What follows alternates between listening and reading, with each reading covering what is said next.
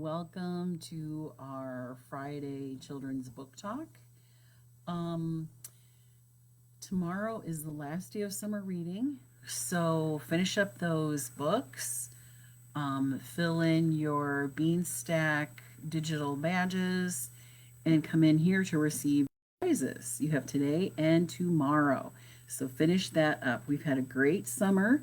This is my last book talk of the summer. I have read all the colors of the rainbow. Hello, Donna. Thank you for joining me. I have read all the colors of the rainbow. Today I am reading black books. And the first one is called The Princess in Black Giant Problem by Shannon Hale. And I've talked about a Princess in Black book, and I thought it was perfect for today. And these are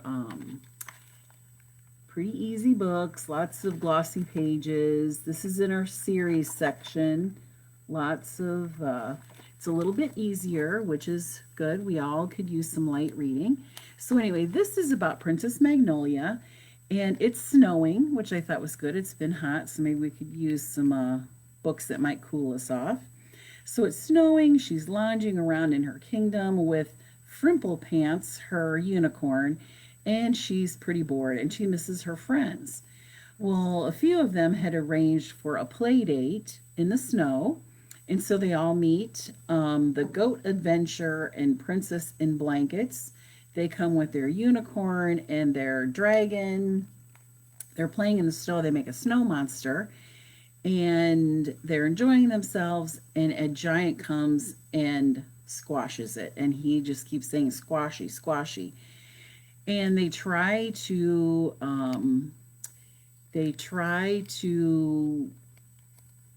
take him down so that he won't destroy their snow monster, and they realize now that he is heading to the village and they can't stop him. There's just three of them. So check it out to see what happens. Do they stop the giant? What does the giant want? The poor superheroes, they just want to play outside. This is Princess in Black, The Giant Problem by Shannon Hale. This is Gossamer by Lois Lowry, and this book is the sweetest little book, and she is just an awesome author. So this is a fantasy, and this is Gossamer that you can see, and you can see that she's very thin. She's like a little fog in the air. She's Gossamer, which means shiny and see-through. But anyway, like I said, this is a fantasy, and so she flutters around, and she's the littlest one, and she is a dream giver. So she flutters around along with her mentor. She starts off with Fastidious, but he's very bored with her, and not bored, but he's not patient with her. And at times she sucks her thumb. So I imagine her as a little toddler in training, and she's learning how to she touches objects, and she gathers all these happy memories from these objects, and then she bestows them upon, she's in a little old lady's house, so she bestows them upon the little old lady. And so Fastidious has no patience, and so now she has Thin Elderly is her mentor, and he lets her do more things, and he's more patient with her. And this is what they do. They collect these memories. So when she touches things, she has a gossamer touch. It's very light. And so she'll like the button on the little old lady's sweater, she knows, like, she had spilt tea on it. It was tea that she was having with her husband. And like the dishes, like she knows all the meals that have been there. It's just very sweet. They do this every day. Well, so this little old lady, we don't know her name, she is waiting. She's a foster parent, so she's waiting. She has her dog Toby, and she has this great life, but she's waiting for a child. She is like a foster parent. She's hoping to get a little girl. She can teach her to bake and garden, and they can read quietly at night. And not unfortunately, but instead she gets a little boy, Johnny. And Johnny, he's seen a lot in his life, and he is an angry little boy. And so instead of dream givers, they're called synesthetes, and they come in on horses, and instead of bestowing a beautiful memory, they inflict nightmares. Well, poor Johnny, he's had a hard life, and the synesthetes, they kind of sense people's vulnerability, and so littlest one and then elderly, they sense that the synesthete is coming for Johnny, and they can't do anything to fight it because it's a horde, and all they can do is wait, and then as soon as they leave, then they try to give him calming memories, and um, they just can't fight this horde. And poor Johnny is now, in his sleeping time, he is has all these nightmares. And so check it out. It really is a very sweet story. So check it out. Find out what happens, um, and what happens with the little old lady and Toby, her dog. It's a very sweet little story. And this is by Lois Lowry, and she wrote The Giver, and then many of the books that came after that, as well as Number of the Stars. She's just an awesome author too. So anyway, read this. This is Gossamer by Lois Lowry. Okay, so the next book is Doll Bones. So not only is it a black book, but the author is Holly Black. So this is about three friends, Zach, Alice, and Poppy, and they've also had they don't have very good home life, so the three of them are very good friends. They get their stability and comfort from each other, and so they play these kind of fantasy games, and they use these figurines. And this is what they do, and they just enjoy each other's friendship. Well, Zach's dad decides that he does not need to play with these figurines. He thinks, that's for babies. And so he smashes and destroys his figurines. Well, instead of Zach telling Alice and Poppy that what has happened, he just says, I don't want to play anymore. Well, Alice and Poppy, they're not having any of that. So Alice tells the story of this great queen. It's an antique doll that her mom owns, and it's in a case. And this plays into their game that they play, this queen. So she tells the story about this doll, that it is possessed by the spirit of Eleanor Kirchner, and it's actually made up of the bones and ashes of her.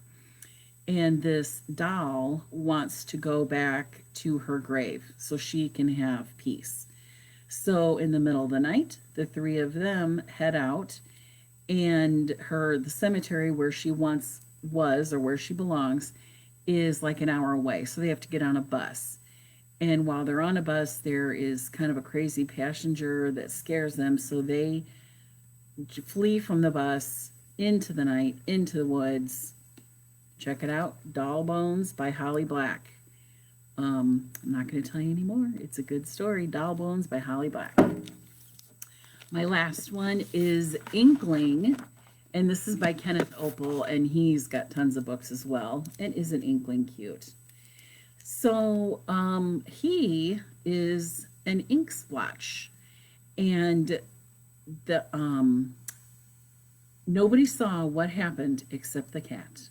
And this is at the Rylance's house. The cat saw the ink because the dad, Peter, I guess I should start there. He is a sketch artist, and he's a graphic novel author, writer, illustrator. And so in the middle of the night, all the ink from his sketchbook becomes wet, it turns into a blob, and it slithers off the page. And the only person to see it, only thing, is the cat. And of course, the cat chases after this little blob that then finds Ethan. This is the boy. He finds his math book, and he goes through the pages, and he's literally eating all of the ink and the words and the math problems, and he leaves a blank, shiny page behind. Well, Ethan is doing a graphic novel assignment for school, and everybody thinks that he's a great artist because his dad is. And so they're doing a project together, and his group has assigned him to be the graphic artist. He's not a good artist, but Inkling has come along. He's found the sketch. Instead of eating it all up, he uses the ink that he's acquired and he turns the stick figures into these detailed pictures.